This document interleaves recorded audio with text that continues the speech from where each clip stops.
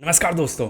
आज हम बात करेंगे बेस्ट म्यूचुअल फंड जिनमें आप एसआईपी कर सकते हैं और साथ ही साथ लमसम कर सकते हैं। दो का कॉम्बिनेशन बता दूंगा। पिछली बार भी हमने कुछ ऐसी वीडियोस बनाई थी, लेकिन दो कैटेगरीज रह गई थी, लार्ज कैप और स्मॉल कैप्स। अगर हम स्मॉल कैप के एक ही फंड की बात करें जहां मतलब आपको एसआईपी और लमसम के लिए बहुत बेहतरीन सब कुछ मिल जाएगा, तो best mutual fund small cap category में कौन सा है उसके बारे में बात कर लेंगे। सेम चीज़ हम बात करेंगे best large cap mutual fund, या फिर मैं बोलूं कि बेस्ट म्यूचुअल फंड जो 2025 की एसआईपी के लिए होगा। और 2025 की एसआईपी का मतलब ये नहीं है कि आपको 2026 में चेंज करना पड़ेगा, लेकिन हाँ, स्मॉल कैप में शायद जल्दी चेंजेस करने पड़ सकते हैं। लेकिन अब चलते हैं वीडियो के अंदर, और अब वीडियो के अंदर जब हम चलेंगे तो थोड़ा सा, जब मैं समझाता हूँ, हर फंड का नाम लेता हूँ, नंबर्स लेता हूँ, तो थोड़ा सा वीडियो स्लो डाउन हो सकता है।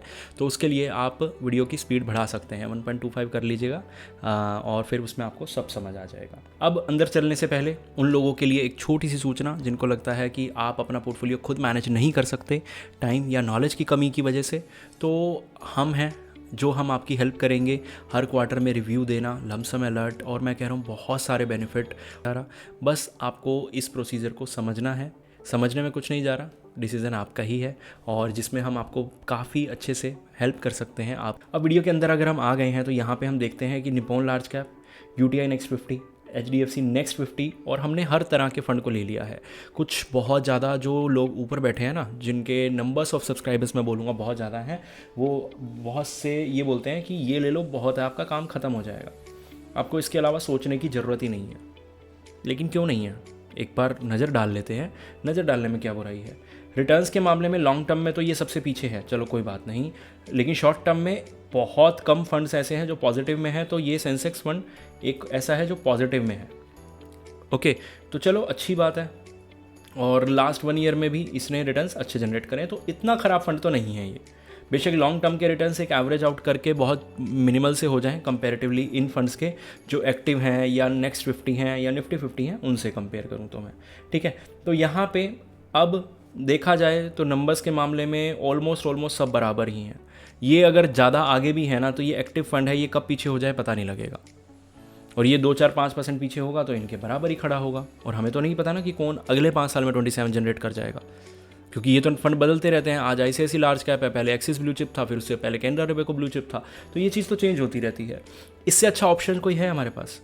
हम एक बार के लिए इन दोनों को, जो नेक्स्ट 50 और जिन्होंने हायर साइड पे रिटर्न्स दिए हैं, अगर मैं इनको कंपेयर करूं पराग पारिक और आईसीआईसी वैल्यू डिस्कवरी से, क्योंकि इन दोनों में 80% एक्सपोजर लार्ज कैप का ही है, तो लॉन्ग टर्म में इनके रिटर्न हायर साइड पे हैं कंपेरेटिवली इनके।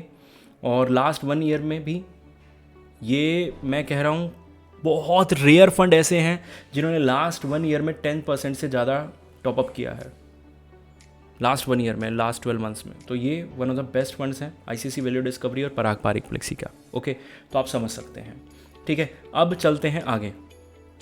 अब मैंने आपको बोला ना कि इनमें आप कोई भी देख लो, पराग पारिक देख लो या फिर आईसीआईसी वैल्यू डिस्कवरी देख लो, सबके अंदर लार्ज कैप का एक्सपोजर बहुत ज़्यादा है। तो मेरे हिसाब से अगर आप एसआईपी कर रहे हैं तो ये दो फंड और इसके साथ स्मॉल कैप और मिड कैप पोर्टफोलियो, मैं कह रहा हूँ बहुत सुंदर दिखेगा, ठीक है। बेशक दोनों भी ले सकते हो आप, लेकिन टोटल नंबर ऑफ फंड्स थोड़े कंट्रोल में रखना, 5 से ज़्यादा नहीं। अगर एसआईपी 10, 15, 20 हज़ार है, और अगर मैक्सिमम ले जाने हैं तो 6 फंड, ठीक है, 7 उन कंडीशंस में जब आप बहुत ज़्यादा एग्रेसिव जा रहे हो। अब यहाँ स्मॉल कैप की बात करें तो स्मॉल कैप में ना, अगर मैं एक ही फंड लेने की बात कर रहा हूँ तो हमें ये चीज़ देखनी होती है कि किसके अंदर लमसम अलाउड है। अगर मैं बंधन और इन्वेस्को के अंदर लमसम कर सकता हूँ तो ये one of the best fund है लॉन्ग टर्म के हिसाब से, शॉर्ट टर्म के हिसाब से। और हाँ, गिरते बहुत ज़्यादा हैं, वो तो हर स्मॉल कैप का है। तो टाटा में एक कमी ये हो जाती है कि अगर मैं इसको एसआईपी के लिए लेता हूँ तो मुझे लमसम के लिए एक और कॉम्बिनेशन में लेना पड़ेगा, इसलिए एसआईपी की फ़र्स्ट चॉइस नहीं रखता मैं इसे। एसआईपी की फ़र्स्ट चॉइस ये दोनों रह सकते हैं।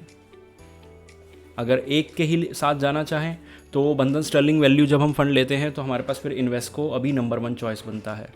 होपफुली आप समझ गए होंगे ये आपको बेस्ट फंड, और बेस्ट फंड की मैंने पिछली कुछ अभी मार्च अप्रैल वाले सेक्शन में बहुत हमने वीडियो इस तरह की डाली हैं, तो आप वो जाके भी चेकआउट कर सकते हैं।